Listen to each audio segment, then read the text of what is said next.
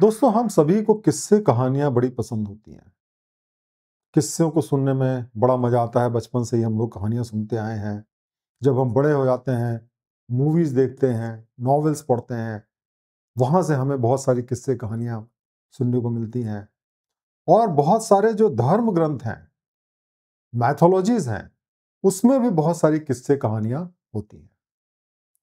ये किस्से कहानियां हमारी जिंदगी का एक अभिन्न हिस्सा है और अक्सर हम जो उसमें लिखा होता है उसको सही मान लेते हैं और इसकी वजह से हम सच से दूर हो जाते हैं, क्योंकि ये जो स्टोरीज होती हैं, फिक्शंस होती हैं, वो हमारे माइंड को बुरी तरीके से भ्रमित कर देती हैं, एक डिल्यूजन क्रिएट करती हैं, जिसकी वजह से हम सच नहीं देख पाते और झूठ को सच मानने लगते हैं। तो दोस्तों, आज हम जानेंगे कि किस तरीके से जो स्टोरीज होती हैं और मैथोलॉजीज होती हैं, वो हमारे दिमाग में डिल्यूजन क्रिएट करती हैं और हमारी क्रिटिकल थिंकिंग को निगेटिवली अफेक्ट करती हैं। सबसे पहले हमें समझना पड़ेगा कि स्टोरीज कितनी पावरफुल होती हैं और क्यों होती हैं। दोस्तों, हम चीजों को जिंदगी में स्टोरीज के माध्यम से सोचते हैं। जैसे अगर कोई आदमी सफल हो गया तो हमें लगता है कि वो जो बता रहा है उसकी वजह से वो सफल हुआ है, और वो अक्सर ये बताएगा मैंने इतनी मेहनत की, ये किया, वो किया, सफल हो गया। उसमें बहुत सारे और एलिमेंट्स होते हैं सक्सेस के, जैसे लक है, प्रोबेबिलिटी है, उसकी अपनी मेरिट है, उसकी अपनी इंटेलिजेंस है। उन सब चीजों को हम इग्नोर कर देते हैं। फिक्शंस जो होते हैं, स्टोरीज जो होती हैं, बड़ी यूजफुल होती हैं कई मामलों में। जैसे कि अगर हम ऐसी दुनिया के बारे में जानना चाहते हैं जिसके बारे में हमारा कोई फर्स्ट हैंड एक्सपीरियंस नहीं है, जैसे अगर आप पुलिस के बारे में जानना चाहते हैं, कस्टम्स के बारे में जानना चाहते हैं, पॉलिटिकल एनवायरनमेंट के बारे में जानना चाहते हैं, किसी दूसरी कंट्री के बारे में जानना चाहते हैं, तो ये जो स्टोरीज होती हैं वो काफ़ी हद तक आपको उसके बारे में बताती हैं। बिना फर्स्ट हैंड एक्सपीरियंस के आप चीज़ों को समझ सकते हैं। दूसरी बात, स्टोरीज में बहुत सारे करेक्टर होते हैं, हर तरीके के करेक्टर होते हैं। तो जब आप स्टोरीज को पढ़ते हैं या मूवीज को देखते हैं, तो आप ये भी समझते हैं कि अलग अलग लोग किस तरीके से एक ही इशू पे सोचते हैं, और इससे आपकी थिंकिंग भी वाइड होती है।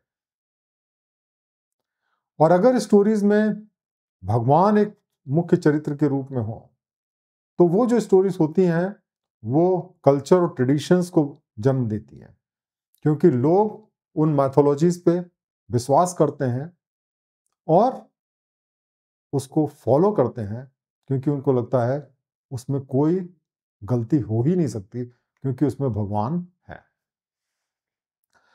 तो दोस्तों, मैथोलॉजीज क्या होती हैं? मैथोलॉजीज बेसिकली, अगर हम उसकी डेफिनेशन के बारे में जानें, तो वो ऐसी मिथ्स या स्टोरीज होती हैं जो कि किसी स्पेसिफिक पर्सन, कल्चर, रिलीजन या किसी ऐसे ग्रुप से कंसर्न करती हैं जो कुछ बिलीफ्स को शेयर करते हैं। खास तौर से जो मैथोलॉजीज होती हैं उसमें भगवान एक मेन कैरेक्टर होते हैं, और जब भगवान मेन कैरेक्टर होते हैं तो आप उन मैथोलॉजीज या उन स्टोरीज को क्वेश्चन भी नहीं कर सकते हैं, और इसलिए क्या होता है कि सब उसको सच मानने लगते हैं।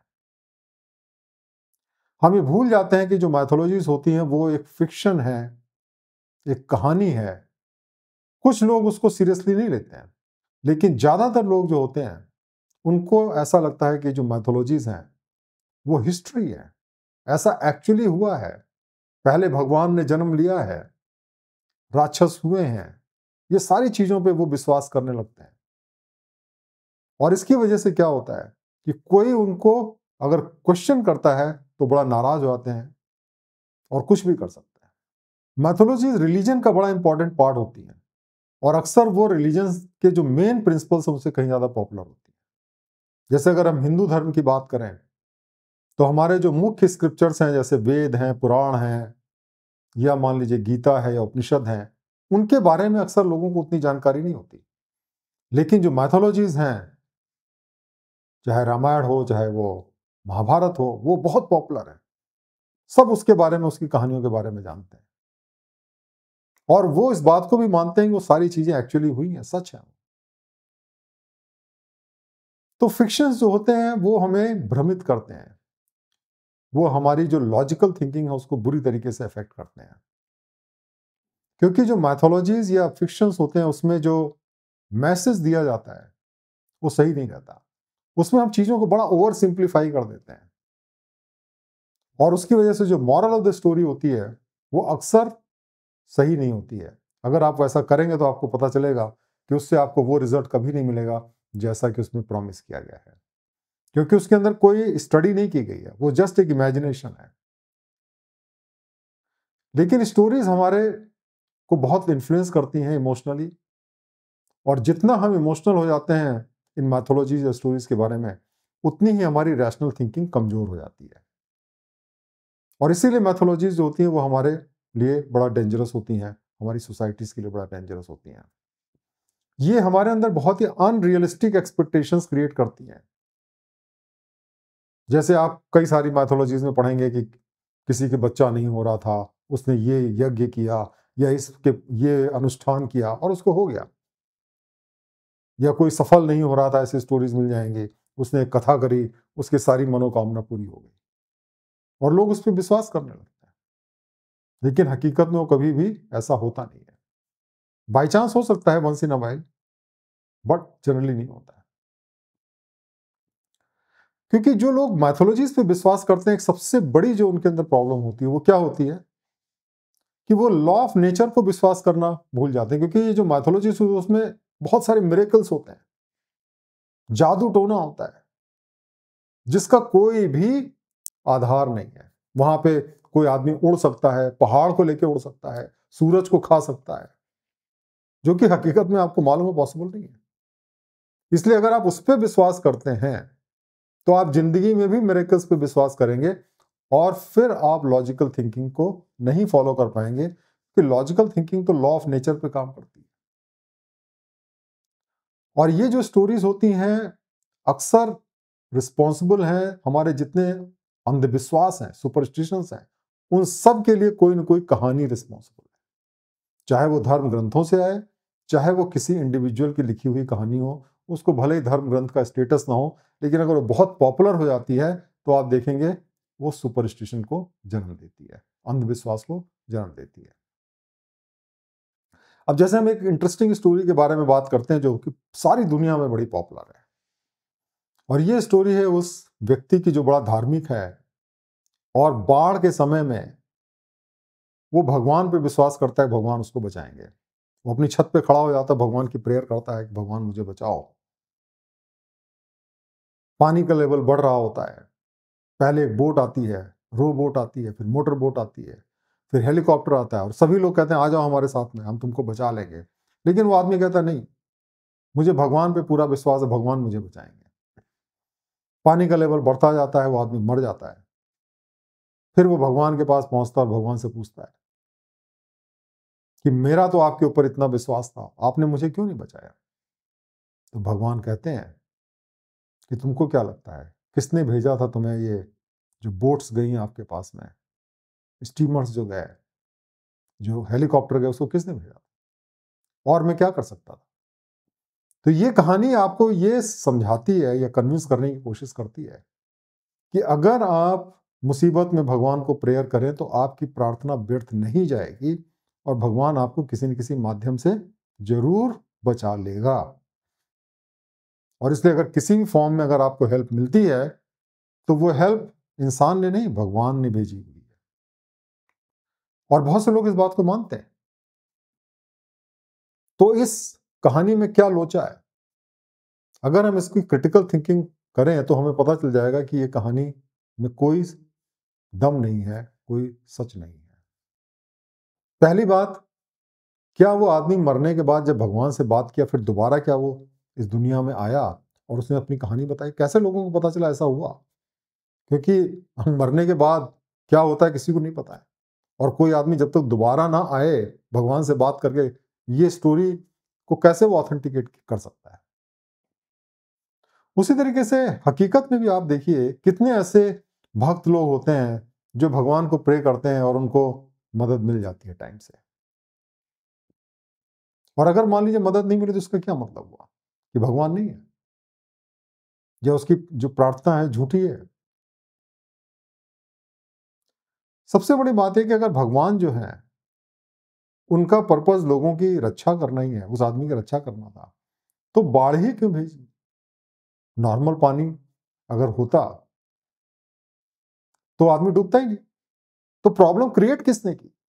उसी तरीके से हमें ये भी क्वेश्चन करना चाहिए कि चलिए ठीक है, मान लीजिए मुसीबत में भगवान ने आपको मदद भेज दी अनएक्सपेक्टेड सोर्सेज से, तो जब रॉयट्स होते हैं तो उसमें कौन भेजता है लोगों को जलाने के लिए?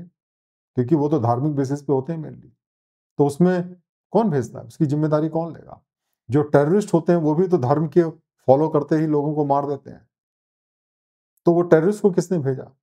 या कई बार डिक्टेटर्स आर्मीज भेज देते हैं और लाखों लोगों को मरवा देते हैं, वो आर्मी कौन भेजता है? क्या भगवान भेजता है? तो केवल अच्छी चीज का क्रेडिट देना भी तो सही नहीं है। तो इसलिए हमें अगर क्रिटिकली एनालिसिस करें हम किसी भी स्टोरी की, तो हमें सच्चाई पता चल सकती है, और जब हमें सच्चाई को जानते हैं तो हमें सही रास्ता अख्तियार कर सकते हैं। अब ये स्टोरी क्यों लोगों को कन्विंस कर देती है, इसको भी समझना जरूरी है। देखिए, अगर आप धार्मिक हैं और मुसीबत में पड़ते हैं तो जरूर आप भगवान को याद करेंगे, और ऐसे समय में अक्सर ये भी होता है कि आपको ऐसे लोग मदद कर देते हैं जिनको आप जानते भी नहीं है, और इसलिए आप ये मानने लगते हैं कि उनको भगवान ने भेजा हुआ है। हकीकत में जिन कंट्रीज में भगवान को मानने वाले जीरो भी हैं, वहां पे भी लोग इंसानियत के नाते एक दूसरे की मदद करते हैं। बल्कि ऐसे कंट्रीज जो कि भगवान को नहीं मानते हैं, वहां पर मदद मिलने की संभावना कहीं ज्यादा होती है, क्योंकि वहां पर अक्सर जो गवर्नमेंट्स होती हैं वो ज्यादा इफिशिएंट होती हैं और वो लोगों को मदद करती हैं। इसलिए जब आपके पास कोई मुसीबत का समय हो, तो आप भगवान की प्रेयर की जगह पे मोबाइल फोन उठाइए, और जो प्राइवेट एजेंसीज हैं, गवर्नमेंट एजेंसीज हैं, फ्रेंड्स हैं, रिलेटिव्स हैं, उनको आप बोलिए कि वो आपको बचाएं, बजाय इसके कि आप प्रेयर कर रहे हैं और सोच रहे हैं भगवान आपको बचाएगा।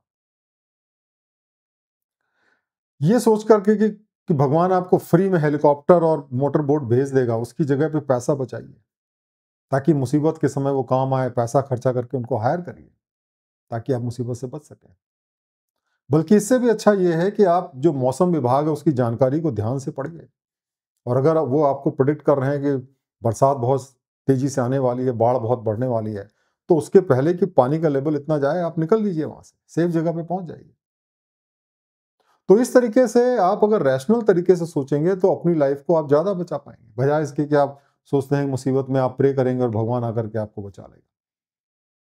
तो दोस्तों, इसीलिए हमें ये जो फिक्शंस होते हैं, कहानियां होती हैं, मैथोलॉजीज होती हैं, उनसे बचने की जरूरत है, उससे सावधान रहने की जरूरत है, क्योंकि वो सच को नहीं बताते हैं। उसमें बहुत झूठ होता है, वो इमेजिनरी होता है। हाँ, कुछ पार्ट उसका सच होता है, लेकिन ज्यादातर जो होता है वो इमेजिनरी होता है। जैसे दूध और पानी होता है, अगर दूध में आप पानी को मिला दीजिए बहुत सारा, तो देखने में दूध जैसा लगने लगता है, लेकिन उसके बाद में दूध और पानी को सेपरेट करना बड़ा मुश्किल हो जाता है। उसी तरीके से मैथोलॉजी से सच और झूठ का डिफरेंशिएशन बड़ा मुश्किल हो जाता है। लेकिन फिर भी अगर आप क्रिटिकली एनालाइज करें तो आप उससे शायद कुछ अच्छी चीजें सीख सकते हैं, लेकिन जो उसकी बुरी चीजें उसको आप छोड़ सकते हैं। इसीलिए जब आप ऐसी कहानियां सुनते हैं तो आप उसको जरूर इंजॉय करें, लेकिन उससे कोई लेसन ना सीखें, आप उसको सोर्स ऑफ नॉलेज ना बनाएं, आप उससे ज्ञान ना सीखें। और जो फिक्शनल कैरेक्टर्स हैं, हीरो हीरोइंस, उनको आप कॉपी ना करें, क्योंकि अगर आप उनको कॉपी करेंगे तो अक्सर आपको वो रिजल्ट नहीं मिलने वाला है जो उसमें दिखाया गया है। कोई भी कहानी किस्सा हो, उसको अच्छी तरीके से क्रिटिकली एनालाइज करें, ताकि सच और झूठ का डिफरेंशिएशन आप कर सकें, सच को एक्सेप्ट करें, झूठ को रिजेक्ट करें। और इसीलिए जिंदगी में हमेशा जरूरी है कि हम क्रिटिकली सोचें, क्रिटिकल थिंकिंग को डेवलप करें, ताकि हम झूठ को पहचान सकें और झूठ से अपने आप को बचा सकें और सच के रास्ते पे चल सकें। तो मुझे उम्मीद है दोस्तों कि आज आपने समझा होगा कि हमें कहानियों से, मैथोलॉजी से दूर रहने की जरूरत है, उसको बहुत ध्यान से समझने की जरूरत है, क्योंकि चारों तरफ आप उससे घिरे हुए हैं, बचना मुश्किल है। जब तक आप क्रिटिकल थिंकिंग नहीं डेवलप करेंगे तब तक आप उनसे बच नहीं सकते, और सही और झूठ का डिफरेंशिएशन नहीं कर सकते। Thank you very much. इसको शेयर करें, अगर आपके कोई डाउट्स हैं आप कमेंट करें। थैंक्स।